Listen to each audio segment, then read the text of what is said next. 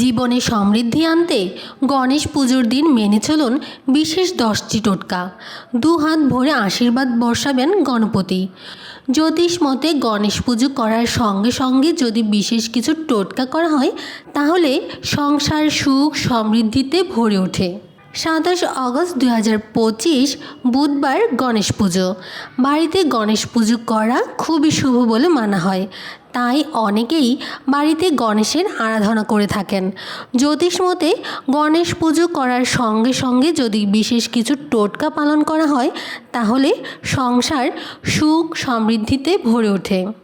গণেশ চতুর্থীর দিন বাড়িতে গণেশ পুজো করার সঙ্গে সঙ্গে গণেশ যন্ত্র স্থাপন করুন। এটি খুবই ফলদায়ী।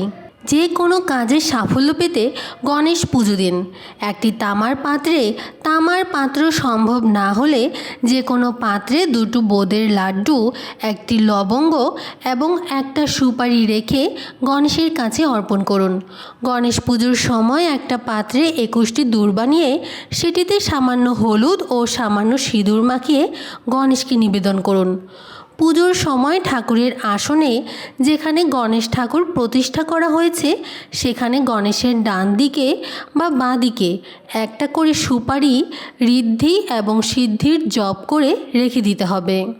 গণেশ পুজোর সময় ওম গণপতয়ে নমঃ মন্ত্রটি অবশ্যই জপ করতে হবে। শমী গাছ গণেশের অত্যন্ত প্রিয়, তাই গণেশ পুজোর সময় শমী গাছের পাতা গণেশকে নিবেদন করা খুব শুভ। অখণ্ড আতপ চাল জলে কিছুক্ষণ ভিজিয়ে রেখে তারপর গণেশের চরণে অর্পণ করলে তিনি সন্তুষ্ট হন। গুড় এবং খাঁটি ঘি গণেশ পুজোয় নৈবেদ্য দিয়ে তারপর সেই নৈবেদ্য গরুকে খাওয়ালে আর্থিক কষ্ট থেকে মুক্তি পাওয়া যায়। যারা এই দিন উপবাস রেখে পুজো করবেন তারা অবশ্যই সকালে স্নান করে নেবেন এবং বাড়িতে নিরামিষ খাবার রান্না করবেন। মোদক গণেশের নৈবেদ্যতে অবশ্যই রাখতে হবে। এছাড়া যে কোনো হলুদ মিষ্টি গণেশের খুব প্রিয়। গণেশ চতুর্থীর ব্রত মাহাত্ম্য। একদন্তং মহাকায়ম লম্বোদর গজাননম বিঘ্ন বিনাশকরম দেবম হেরম্ব প্রণাম্যহম। অর্থাৎ যিনি একদন্ত মহাকায় লম্বোদর গজানন এবং বিঘ্ন বিনাশকারী সেই হেরম্ব দেবকে আমরা প্রণাম করি।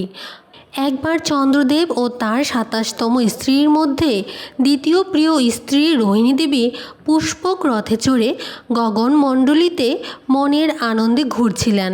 আর এমতো অবস্থায় ঠিক তখনই দেবাদিদেবের পুত্র গণেশজির দিকে নজর পড়ে গেল চন্দ্রদেব ও রোহিণী দেবীর, এবং গণেশজিকে দেখে তারা খুবই হাস্যকৌতুকভাবে জিজ্ঞেস করেছিলেন, কে তুমি? তোমাকে তো আগে কখনো দেখিনি এখানে। উত্তরে গণেশজি বললেন, আমি স্বয়ং শিব পার্বতীর পুত্র গণেশ। তৎক্ষণাৎ চন্দ্রদেব ও দেবী রোহিণী একে অপরের মুখপানে চেয়ে হাসাহাসি করে ব্যঙ্গ করে গণেশজিকে বললেন, মহাদেব ও পার্বতীর পুত্র কিনা এরকম এক অদ্ভুত প্রাণী। আর সেই সঙ্গে চন্দ্রদেবের হাসি যেন আর থামে না। তারপর তৎক্ষণাৎ গণেশজি অত্যন্ত ক্রুদ্ধ হয়ে চন্দ্রদেবকে অভিশপ্ত করলেন, এই বলে যে এত তোমার রূপের অহংকার, তাই আজকের দিনে তোমাকে এই সময়ে তুমি তোমার সুন্দর রূপ হারাবে, অর্থাৎ প্রত্যেকবার তোমার জ্যোতি নষ্ট হয়ে যাবে। বিশ্ব ব্রহ্মাণ্ড তোমাকে নষ্ট চন্দ্র হিসাবে জানবে, আর সেই সঙ্গে এই দিন যে তোমার মুখ দর্শন করবে তার জীবন কলঙ্কিত হবে। সেই থেকে চন্দ্রদেব গণেশজির অভিশাপে প্রতিবার এই সময়ে অর্থাৎ তার জ্যোতি হারিয়ে নষ্ট চন্দ্র হয়, তাই এই সময়ে চন্দ্রদেবের মুখ দর্শন নিষিদ্ধ। আর গণেশজিকে আহ্বান জানিয়ে তার পুজো ও আরাধনা করা হয়। শ্রী গণেশের ষোড়শ নাম: একদন্ত, কপিল, গজকর্ণক, লম্বোদর, বিকট, বিঘ্নরাজ, গণাধিপ, ধূম্রকেতু, গণাধ্যক্ষ, ভালচন্দ্র, গজানন, বক্রকটু, শূর্পকর্ণ, হেরম্ব, স্কন্দ পূর্বজ ও সুমুখ। সকলকে গণেশ চতুর্থীর অনেক অনেক শুভেচ্ছা।